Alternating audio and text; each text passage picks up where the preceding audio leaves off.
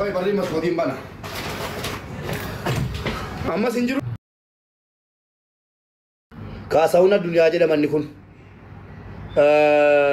Baalee aanaa Diinshuuti. Atoo Abdul Karim Amaan jedhama. Arsii naannoo kam? Arsii Dodolaa. Yoom biyyaa baatan? Ji'a furgeessaniitu? Dallaalaan isin fide isa rabbi sin argula. Anaafis wal beenna. Wal arginee beenna. Har'a wal arginee min. Amma wal arginee min. Bilbilaan isinitti dubbadheera? Hin dubbanne. Dhugaa jirtu uummata Oromoo nama 825 sin dhaggeeffataa. Dhimmi keessan dhimma qalbii miti. Ajandaa fiyyuun ta'uun kana booddee akka namni hin miidhamne rabbi wal nu agarsiise fakkaata. Dallaalli nama keenya Oromoon fidee ijoollee Arsiiti. Qaamaan kunuuti jedhee isin agarsiisee. Kunuuti jedhee natti agarsiisee deebi'a. Deebi'a. Ishi. Sinitti kennini. Sababii qaamaa hojii dhaarii atamti. Ishi itti nimne. Ittimee jira. Ishi. Ittimee jira. Qaadammaadhaaf isin ariine isintu yookaan waa balleessita malee qaamaadhaaf miti naan jedhu. Ani kanan biyyaa bahee dalagadhee ofiis jijjiiree maatii keessa jijjiiradha kanan biyyaa bahee. Inni immoo akkas itti natti shoofaa ture. Fidee natti agarsiisee na biraa deema. Kaayita warra biyyaarraa achi dallaal biyyaarraa nu gaggeessitti.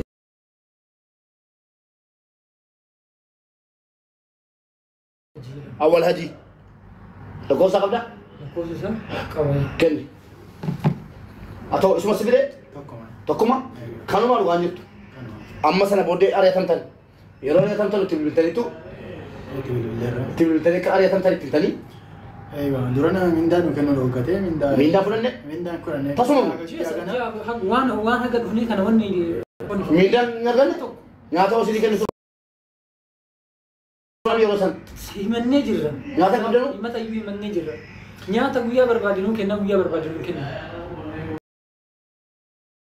Biyyaa fidanutti dhageessanii haga gaafa biyyaa fidanutti abshir goota koo si waliin jirra nu warra biyyaati nu warra akkanaa ta'an qoonqoo nu duutee waan jedhe fakkaatan laalaala ilaala rabbiidhaa fiiltarii irra kaa'amee jira isumaan ulaala waan fakkaatu fulli jira agartuu miidiyaa kanaaf dhaabate wanni isin dhuftanii eebbisiisuu diddaniif kanaafi ani immoo asuma keessa taa'een saaxile jechuudha ijoolleen Oromoo ijoollee bakkee keessatti argatan dubartii meeqatu gadi baatee kun bohaarti kun lola dabalee Oi. Halo, assalamualaikum. Assalamualaikum. Waalaikumsalam warahmatullahi wabarakatuh. Mubarak Musammati. Silakan jira silaalaan jira TV irratti. Live irratti argarta?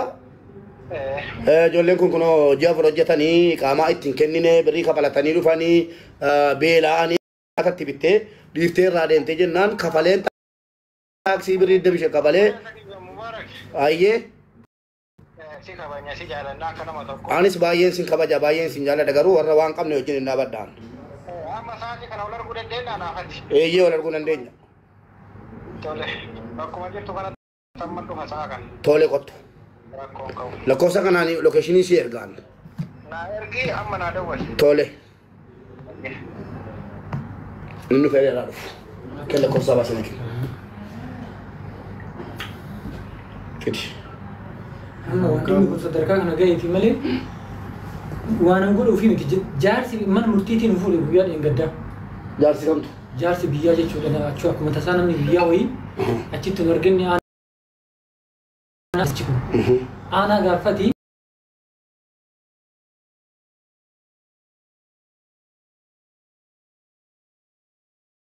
Bakka mana murtii kana dhaqnee yennaan achitti nu argee maal taatan jedhee akkuma amma isin yoon nun jettan kana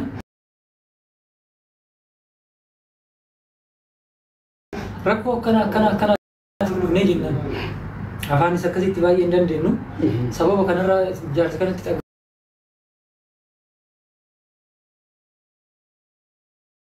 dhagaanii gaggaafannee jennaan afachaasni inni illee nama biyyaa ta'uu danda'a suuraa sanatti agarsiisaa jedhee itti agarsiifnee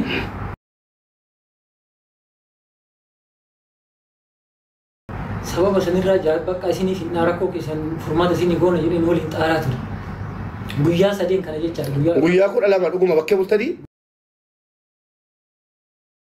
Guyyaa biraffaan irraa Guyyaa kudha lama bakkee bultanii? Bakkee bullee guyyaa 12. Warri kaampaaniilee nu ofirraan waree jechaadha. Sababa isa himanneef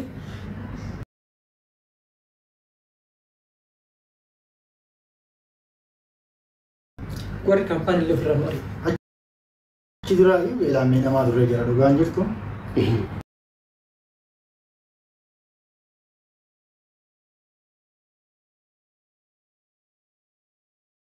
Beelamee namaa turre jira. Bakkee keessa. Waan nyaatan dhabdanii. Waan dhoggate waan nyaannu dhabnee hojii dhaabnee jira. Hanga bullee 20.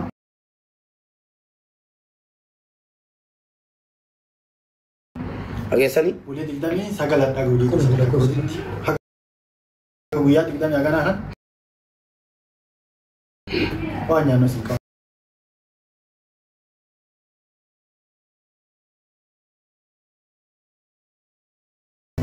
Si qabu birrii nuun kennamu.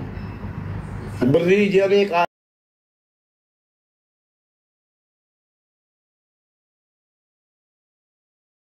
Isin daawwatee isin ari'ate jechuudha namichi. Gargaara kanneen jechuun seeratti himannee jira.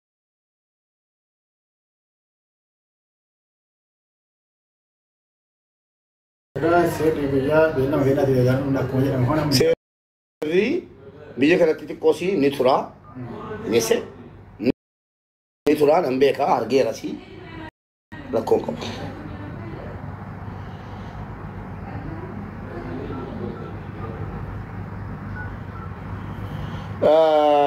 Ijoollee wayii intala durbaa tokko sheer godhaame warri Dubaay.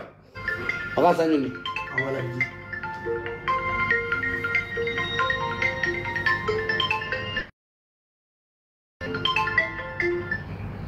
Boss. Oye.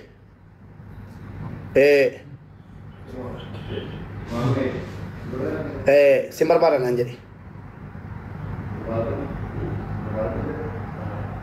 Baay'ee. Laat.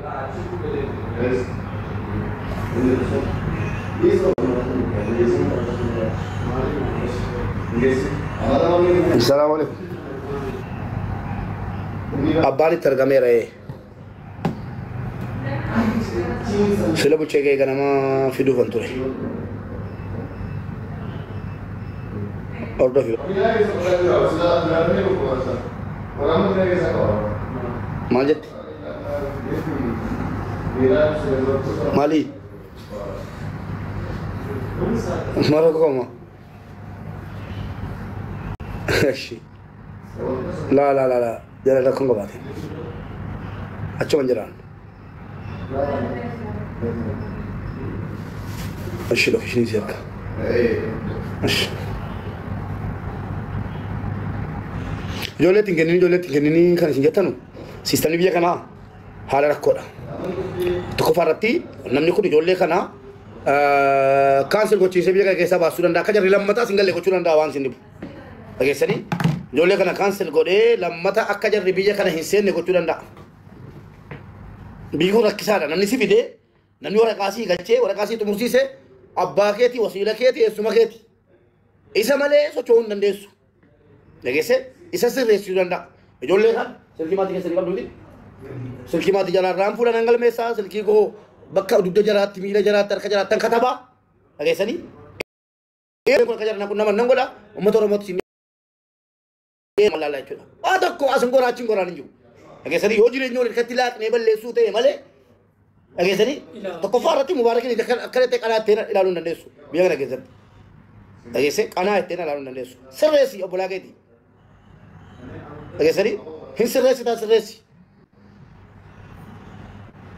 Hin fidin ijoollee namaa. Ijoolleen kun hireen jarri qaban isin namoota 500,000 bareechaa dhaggeeffadhaa waraabaa viidiyoo kanallee baasee maxxansa. Ijoollee kana asirraa'uun lammata akka imaaraatii keessatti ijoolleen nuti rakkanne gochuudha. Yeroo fidanii kaan bilbila jalaan kaasan dhageessanii bilbila jalaan kaasan jalaan dhowwaatan garaa nama nyaatan ilma waaqoo guutuutii fi ilmaan nadhii gammadaa biyya kana keessatti fidamanii birrii 300,000 irraa fuudhamee shame on you. ندا وتاجر تابا مرباد ندا وتابا مرباد تي والله سرن دربوان أجلسه بريكم دي بس هذه الرافو لمه أكن ما فرق أمنت بشان داري بول إيه سب لا تطلع جول itu misalnya sih mungkin kita kan bulat udah biasa di cimbo dapat gitu bani makanya sekarang bulat udah saja makin سب لا تطلع itu arah kita bulat والله ما ربي نمتر بيو ده أنا كده كده نمتر بدي أنا بقول لك نحن بني كده لما تبرم من يبقى غرانا من ياتن كمان رانو راني يبقى بدي غرانا من ياتن غرانا من ياتن بريكم دي بس هذه شيمي لكم شيمي كده ولا دبائتي يلو ده بريكم دي بس هذه كابلا نيتو بريكم دي باشن تما تطير بالاني إكامة وقالما طلع كابو فركازلا هلو أنا مبارك أبيت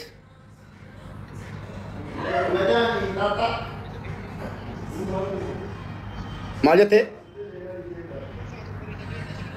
أنيس أبرز أكو سجالة دسي خبر أما بارا رمضان بتتي أيه وجيلا في نمبيك ين أنو واي جم جرا سينغافن يبولي سكو جولة نفتنيا تو كارارا باشكا بشاني ترجع مچان نعند إم بارا جبت ولا مچا إم باسي نبات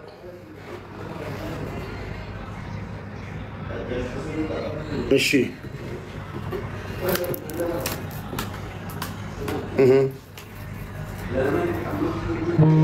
ها وجين بربان نو همبان أجا ني وجين كله تلفات تنبات iya tuh إنجن نجا ني كذا تاجر كنا mindan mungkin مين داجا فرينو كنا نجا ني dia segala menurang ulama jerak kok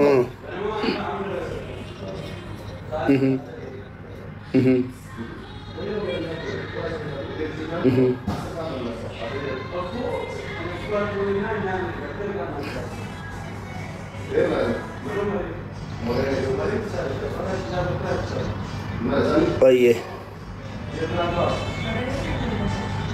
Bakka hojii ofii isaaniitiif nakasasanii jiranii minda aja sadi guutuu sun kennin kun dhaggeeffannaa elaa kun dhaggeeffataa jiru dubbadhu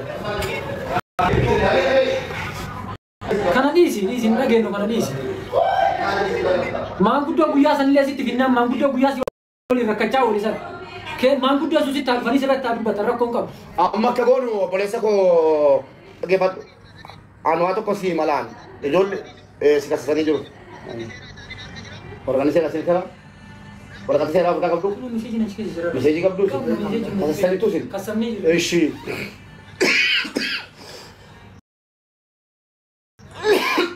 minda isaanii qofa gaafan meeqan dalastiiftaa jedhu amma akka goonu dubbannu maslahaa maaliif gara biyyaa galuugaa obbolaa keetti ijoolleen kun laala dhaggeeffadhu haa tokko sitti hima nama jenneen ati nan dhaggeeffattu akka toon si hima akkana namatti ashuufu ayyee abbaan dhimmaa si amma garuu abbaan dhimmaa jaaraan itti fakkaata ishee dubbadhu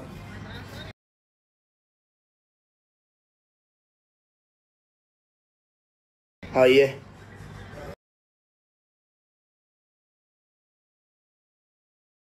ishee